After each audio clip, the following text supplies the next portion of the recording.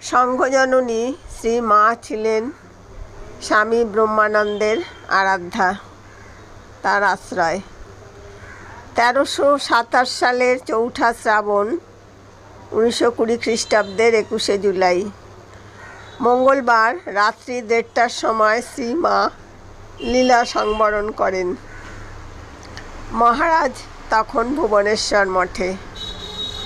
ওই দিন রাত্রি প্রায় 1টার সময় জনৈক সেবক মহারাজের ঘরে ঢুকে দেখলেন যে তিনি একটি আলোয়ানে সারা শরীর ঢেকে ইজি চেয়ারে গম্ভীরভাবে বসে আছেন।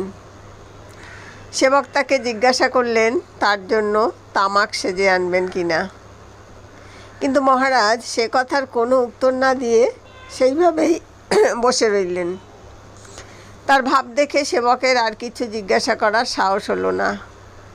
পরদিন সকালে মহারাজ অন্যান্য দিনের মতো বেড়াতে না গিয়ে সামনের বারান্দায় পায়চারি করতে লাগলেন।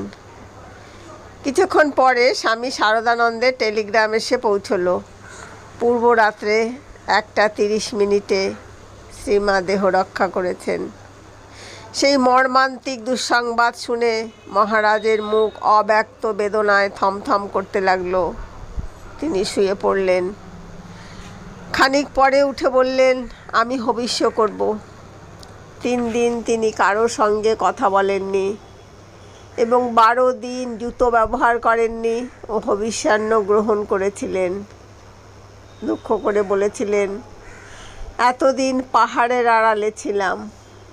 স্বামী ব্রহ্মানন্দ বলতেন, মাকে চেনা বড় শক্ত।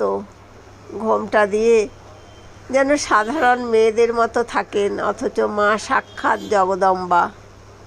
ঠাকুর না চিনিয়ে দিলে আমরাই কি মাকে চিনতে পারতাম?